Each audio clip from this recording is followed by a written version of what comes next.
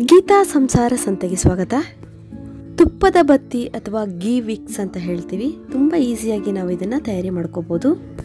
ತುಪ್ಪದ ಬತ್ತಿ ನೋಡ್ರಿ ಹೇಗಿದೆ ಅಂತೇಳಿ ತುಂಬಾ ಸೂಪರ್ ಆಗಿರುತ್ತೆ. ನೀವು ಎಲ್ಲಾದರೂ ಕ್ಯಾರಿ ಮಾಡ್ಕೊಂಡು ಹೋಗ್ಬೋದು. ನಿಮಗೆ ಡಬ್ಬಿಗಳಲ್ಲಿ ಬಾಕ್ಸ್ಗಳಲ್ಲಿ ಒಂದು ವೇಳೆ ತುಪ್ಪ ತೊಗೊಂಡೋಗಿ ಬತ್ತಿ ತೊಗೊಂಡು ಹೋದ್ರೂ ಎಲ್ಲ ಕಡೆ ಸೋರುತ್ತಲ್ವ.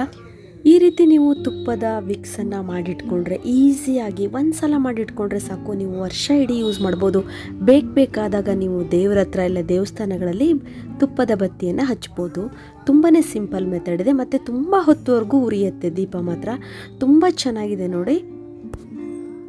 ನೀವು ಈ ರೀತಿ ಮಾಡಿಟ್ಕೊಂಡ್ರೆ ದೀಪ ತುಂಬ ಚೆನ್ನಾಗಿ ಉರಿಯುತ್ತೆ, ತುಂಬ ಹೊತ್ತು ಉರಿಯುತ್ತೆ. ಅದಲ್ಲದೆ ತುಪ್ಪ ಸಹಿತ ಹಾಳಾಗೋದಿಲ್ಲ ಮತ್ತು ಈಸಿಯಾಗಿ ನೀವು ದೇವರಿಗೆ ದೀಪವನ್ನು ಇಲ್ಲ ಬಾಗಿಲಿಗೆ ದೀಪವನ್ನು ನೀವು ಹಚ್ಬೋದು. ಹಾಗಾದರೆ ಈ ತುಪ್ಪದ ಬತ್ತಿಯನ್ನು ಹೇಗೆ ಮಾಡೋದು ಅಂತ ನೋಡೋಣ ಬನ್ನಿ. ನೋಡಿ, ಇಲ್ಲಿ ನಾನು ಹೂ ಬತ್ತಿ ಅಂತೀವಲ್ಲ ಅದಂತೂ ಎಲ್ಲರಿಗೂ ಮಾಡೋದು ಗೊತ್ತೇ ಇದೆ. ಅದನ್ನು ತೊಗೊಂಡಿದ್ದೀನಿ ಮತ್ತು ಮೇಣದ ಬತ್ತಿ ಮತ್ತು ಕ್ಯಾಪ್ಗಳನ್ನು ಮತ್ತು ನೋಡಿ ಇಲ್ಲಿ ಐಸ್ ಟ್ರೇಯನ್ನು ತೊಗೊಂಡಿದ್ದೀನಿ. ನೀವು ಮೋಲ್ಡಿಗೋಸ್ಕರ ಯಾವುದೇ ರೀತಿಯ ಶೇಪಲ್ಲಿರುವಂಥ ವಸ್ತುಗಳನ್ನು ತೊಗೋಬೋದು. ಫಸ್ಟ್ ಏನು ಮಾಡಬೇಕು ಅಂದರೆ ನಾವು ಕ್ಯಾಂಡಲನ್ನು ಕಟ್ ಮಾಡ್ಕೋಬೇಕು. ಈ ಥರ ಒಂದು ಸಣ್ಣದು ಸ್ಟೀಲಿಂದೊಂದು ಬೌಲ್ ತೊಗೊಳ್ಳಿ.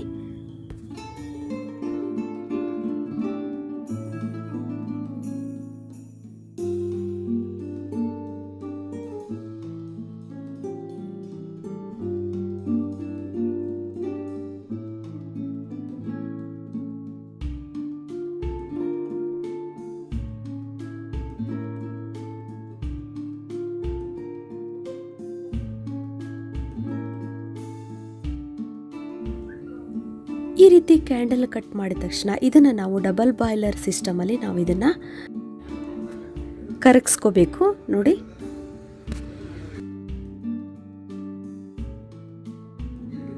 ಇವಾಗ ಸಣ್ಣದೊಂದು ಬೌಲು ಮತ್ತು ಚಿಕ್ಕದೊಂದು ಬೌಲು ಅದರಲ್ಲಿ ನೀರು ಹಾಕಿಟ್ಟು ನಾವು ಸ್ಟವ್ ಮೇಲೆ ಕರಗಿಸೋಕ್ಕೆ ಇಡಬೇಕು. ಇವಾಗ ನಾವು ಈ ಥರ ಹೂಬತ್ತಿ ಕೆಳಗಡೆ ನೋಡಿ ಈ ಥರ ಸ್ಟ್ರೈಟಾಗಿ ಮಾಡ್ಕೋಬೇಕಂದ್ರೆ ಹೂಬತ್ತಿ ರೌಂಡ್ ಶೇಪಲ್ಲಿ ಇರುತ್ತಲ್ಲ ನೋಡಿ, ಈ ಥರ ಎಲ್ಲ ಬಿಡಿಸಿ ಸ್ಟ್ರೈಟಾಗಿ ಬತ್ತಿ ಸ್ಟ್ರೈಟ್ ಮಾಡ್ಕೋಬೇಕು. ಆ ಟೈಮಲ್ಲಿ ನೋಡಿ ಇಲ್ಲಿ ಚೆನ್ನಾಗೇ ಕ್ಯಾಂಡಲ್ ಮೆಲ್ಟ್ ಆಗಿದೆ ಅಲ್ವಾ. ಕ್ಯಾಂಡಲ್ ಕರಗಿದ ಮೇಲೆ ಅದು ದಾರವನ್ನು ತೆಗೆಯೋಣ. ನೋಡಿ, ಇವಾಗ ಈ ಮೆಲ್ಟ್ ಆದಂಥ ಕ್ಯಾಂಡಲಿಗೆ ನಾವು ಒಂದೆರಡು ಕರ್ಪೂರವನ್ನು ಹಾಕೊಳ್ಳೋಣ. ಯಾಕಂದರೆ ತುಂಬ ಒಳ್ಳೆ ಪರಿಮಳ ಬರುತ್ತೆ. ಅದಕ್ಕೋಸ್ಕರ ಈ ಥರ ಸ್ವಲ್ಪ ಪುಡಿ ಮಾಡಿಬಿಟ್ಟು ಕರ್ಪೂರ ಹಾಕ್ಕೊಳ್ಳಿ.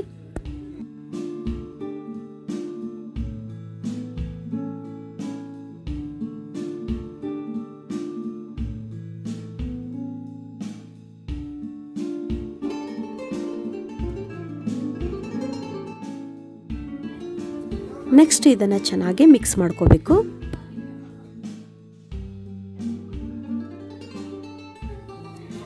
ಇದಕ್ಕೆ ನೆಕ್ಸ್ಟು 2 ಸ್ಪೂನ್ ತುಪ್ಪವನ್ನು ಹಾಕೊಳ್ಳೋಣ. ನಿಮಗೆ ಎಷ್ಟು ಬೇಕೋ ಅಷ್ಟು ತುಪ್ಪ ಬೇಕಾದರೆ ಇದಕ್ಕೆ ಇನ್ನೊಂದು 2 ಸ್ಪೂನ್ ಬೇಕಾದ್ರೆ ಆ್ಯಡ್ ಮಾಡ್ಕೋಬೋದು. ಕ್ಯಾಂಡಲ್ ಯಾಕೆ ಹಾಕಿರ್ತೀವಿ ಅಂದರೆ ನಾವು ಆ ರೀತಿಯ ತುಪ್ಪದ ಬತ್ತಿ ತಯಾರಿ ಮಾಡ್ಕೊತೀವಿ, ಮೋಲ್ಡ್ ಅಂತೀವಲ್ಲ, ಅದಕ್ಕೆ ಅದು ಗಟ್ಟಿ ಆಗಲಿಕ್ಕೆ ನಾವು ಕ್ಯಾಂಡಲನ್ನು ಯೂಸ್ ಮಾಡ್ತೀವಿ. ಅದಕ್ಕೋಸ್ಕರ ನೀವು ಜಾಸ್ತಿ ಬೇಕಾದರೆ ಇದೇ ಪ್ರಮಾಣದಲ್ಲಿ ಮಾಡ್ಕೋಬೋದು.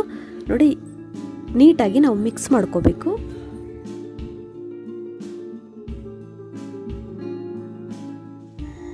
ಇವಾಗ ಬತ್ತಿ ಸ್ಟ್ರೈಟ್ ಮಾಡಿರ್ತೀವಲ್ಲ ಅದನ್ನು ನೀಟಾಗಿ ಈ ಮೋಲ್ಡ್ ಒಳಗಡೆ ಇಡ್ತಾ ಬರೋಣ.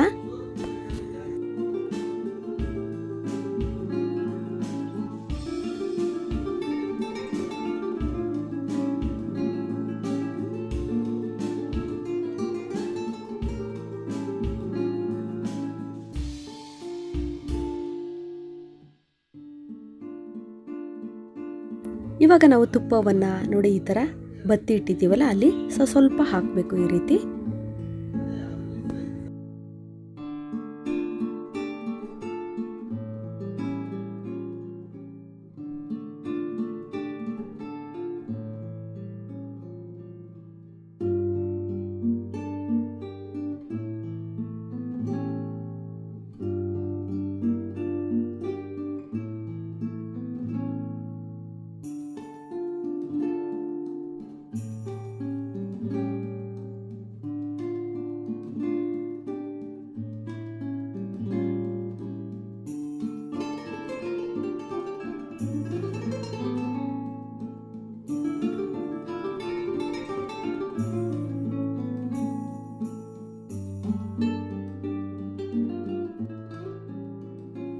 ಇವಾಗ ಒಂದು ಅರ್ಧ ಗಂಟೆ ಹೀಗೆ ಬಿಟ್ಟರೆ ನೀಟಾಗಿ ಅದು ಗಟ್ಟಿಯಾಗತ್ತೆ. ಅಂದರೆ ನಿಮಗೆ ಒಳ್ಳೆ ತುಪ್ಪದ ಬತ್ತಿ ಸಿಗುತ್ತೆ. ವಿಕ್ಸ್ ಅಂತೀವಲ್ಲ, ಗೀ ವಿಕ್ಸ್ ಸಿಗುತ್ತೆ ನಿಮಗೆ.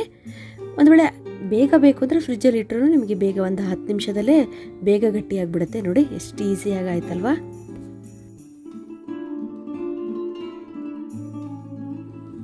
ಸೂಪರ್ ಆದಂಥ ವಿಕ್ಸು ತುಪ್ಪದ ಬತ್ತಿ ತಯಾರಾಯಿತು ನೋಡಿ. ವರ್ಷಕ್ಕೊಂದು ಸಲ ಮಾಡಿಟ್ಕೊಂಡ್ಬಿಟ್ರೆ ನೀವು 2 ವರ್ಷ ಇಟ್ಟರೂ ಹಾಳಾಗೋದಿಲ್ಲ. ತುಂಬ ಸೂಪರ್ ಆಗಿರುತ್ತೆ. ಕ್ಯಾರಿ ಮಾಡಲಿಕ್ಕೆ, ದೇವಸ್ಥಾನಗಳಲ್ಲಿ ಶುಕ್ರವಾರ ಮಂಗಳವಾರ ದೇವಿಗೆ ಹಚ್ಚಲಿಕ್ಕೆ ತುಂಬಾ ಯೂಸ್ಫುಲ್ ಆಗಿದೆ ನೋಡಿ. ಈ ಥರ ನೀವು ಮಾಡಿಟ್ಕೊಳ್ಳಿ. ಈಗಂತೂ ಶ್ರಾವಣ ಮಾಸ ಬಂತಲ್ವಾ, ಒಂದು ಸಲ ನೀವು ಮಾಡಿಟ್ಕೊಂಡ್ರೆ ತುಪ್ಪ ಸೋರುತ್ತೆ, ಇಲ್ಲ ತುಪ್ಪ ಕೆಡತ್ತೆ, ತುಪ್ಪ ಎಲ್ಲ ಚೆಲ್ಲತ್ತೆ ಅದು ಚಾನ್ಸಸ್ಸೇ ಇರೋದಿಲ್ಲ ನೋಡಿ. ಎಷ್ಟು ಈಸಿಯಾಗಿ ಎಷ್ಟೊಂದು ತುಪ್ಪದ ವಿಕ್ಸನ್ನು ಮಾಡಿಟ್ಕೋಬೋದಲ್ವಾ. ಈಸಿಯಾಗಿ ನಾವು ಈ ಥರ ದೀಪಾವಳಿ ಹಬ್ಬಕ್ಕಂತೂ ಇದು ತುಂಬ ಯೂಸ್ಫುಲ್ ಆಗುತ್ತೆ. ಮಾಡಿಟ್ಕೊಳ್ಳಿ. ನೋಡಿದ್ರಲ್ಲ ಫ್ರೆಂಡ್ಸ್,